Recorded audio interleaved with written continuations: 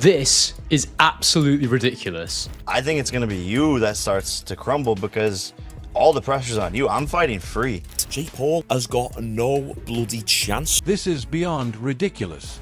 If anyone is cracking under pressure, it's going to be you.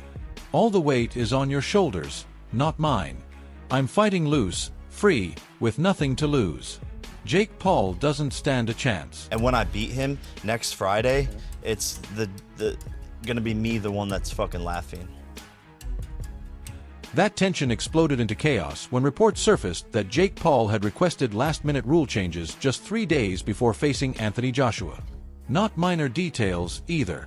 Paul allegedly pushed for 2-minute rounds instead of the standard 3, a move that struck at the very foundation of professional boxing. These boys are heavyweights, and in heavyweight boxing, anything can happen. The bout will take place at a heavyweight, obviously. It's going to be 8 3-minute rounds. You might think, well, that's better for Jake Paul, and I'm thinking, not really, it's better for Anthony Joshua because he's just going to go all out for them 8 3-minute rounds. And imagine that, Anthony Joshua blasting at you, 6'6", whatever he is, 250 pounds, throwing big bombs at you. Jake Paul versus Anthony Joshua is set for December 19th, and with only 3 days remaining, Jake reportedly asked for changes to the fight rules.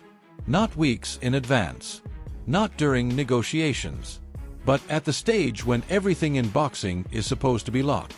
Fighters are cutting weight, finalizing strategy, protecting focus. They are not rewriting the structure of the fight. That timing alone told people everything. The reaction wasn't curiosity. It was disbelief.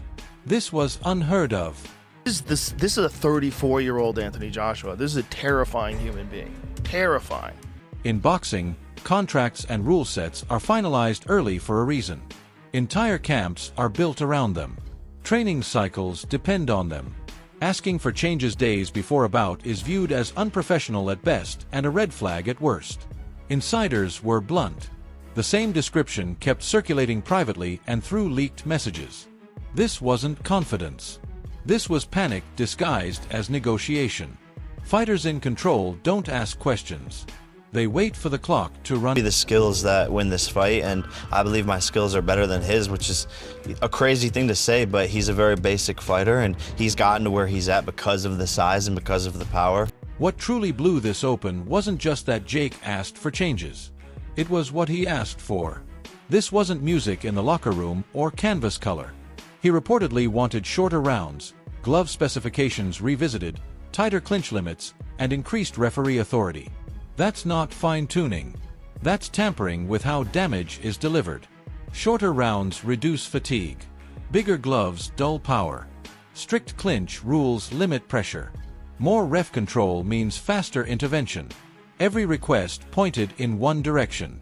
They try to keep me in one area or another. I'm all things. I'm an entrepreneur first. I'm a venture capitalist. I'm an influencer. I make Instagram posts. I'm a boxer.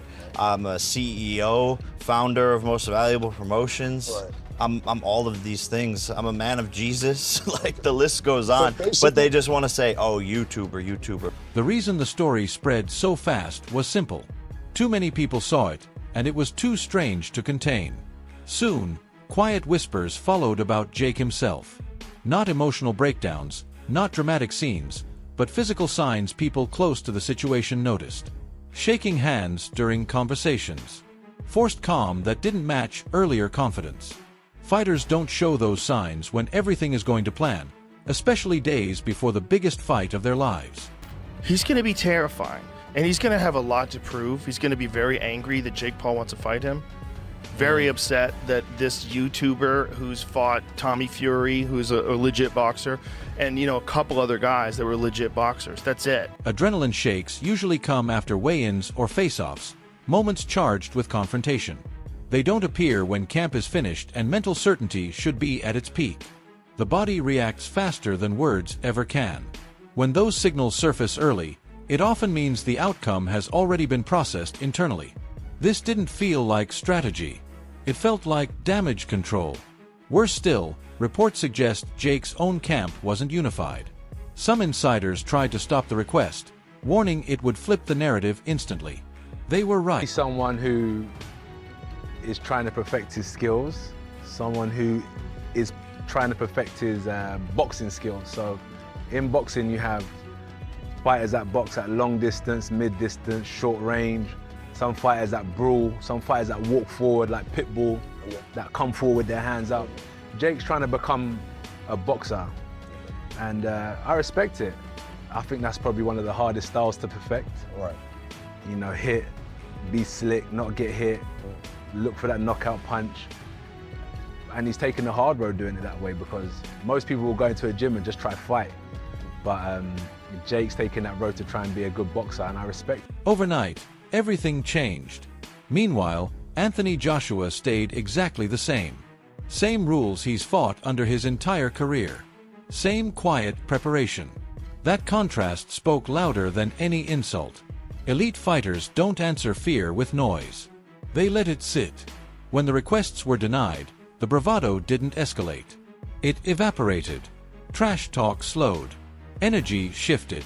Because fighters who believe they're about to dominate don't ask for protection. Anthony Joshua is a legitimate heavyweight, and the people he's been fighting are not, none of them are 1/10 of what this man is as a fighter. His opponent in this fight, I don't know what your opinion is on this, but I am genuinely curious, because even while I think a heavyweight has a chance in any fight, a puncher's chance, I don't think Jake Paul has anything for Anthony Joshua. Do you respect him for taking it? The trembling moment wasn't meant to surface, and that's exactly why it mattered. Grainy footage. Half hidden. The kind of clip leaked because someone's phone wasn't meant to be recording. Jake stands backstage during a routine exchange. Nothing dramatic on the surface, but his hands told the truth. Compare it to weeks earlier. Loud interviews, jokes, performance. That version filled space. This one looked like he wanted to disappear. The voice still said confidence. And I feel like this is a spectacle. Did I ever think this was going to happen? Did I think this was going to happen in the year 2025? Did I think that AJ's next fight coming off the Dubois knockout at Wembley would be against Jake Paul? No. Did I think Jake Paul would pick AJ? No. The whole thing is a sort of like mind-blowing. That uncomfortable question grows louder when the rule requests are revisited. Suddenly, they feel surgical. Every adjustment just happened to soften Anthony Joshua's strongest weapons. Clinch restrictions limit inside punishment. Shorter rounds reduce cumulative damage. Bigger gloves dull fight-ending power. Extra referee control means quicker breaks when things turn ugly. None of this is accidental. Fighters don't worry about gloves days before a bout unless they're thinking about what happens when one clean punch lands. Like everyone else he's fought Ben Askren, who was really a wrestler. You know, he fought Tyron Woodley, who was an elite MMA fighter, but, you know, not an elite boxer. He fought Nate Robinson, who was a basketball player. And here's where the pattern matters. This isn't new. Jake has always been loud early. That's his comfort zone. Big talk. Mocking resumes. Dismissing history. But as reality closes in, things change. The joke's slow. Tone shifts. Suddenly, it's about fairness, balance, structure. That's why Joshua's camp response landed so hard. No statements. No debate. No back and forth. Just a simple answer. No change. Just not just 6'6", but 6'6", and knows how to use every fucking inch of it. Knows how to keep that stick in your face. He was keep that jab in his face, and that right hand, if it hits you, you're fucked. Joshua himself didn't need to speak. Silence at this level is devastating. Trash talk invites replies. Silence lets anxiety echo. By refusing to engage, Joshua's team sent the pressure straight back. No negotiation meant no relief. No conversation meant no reassurance. The rules stayed. Jake was left alone with the reality he tried to soften. One side looked like it was bracing. The other looked comfortable. And in boxing, this is a giant Olympic gold medalist heavyweight. I mean, Anthony Joshua is fucking He is the terrifying. thing that nightmares are made of. And he's got that one-punch nuclear power. One punch. And he's fast. the closed-door meeting ended quickly and not the way Jake hoped. The requests were heard, briefly considered, and shut down. No counters. No compromise. When he walked out, something was gone. Confidence that once poured out now had to be manufactured. From that moment on, bravado felt borrowed.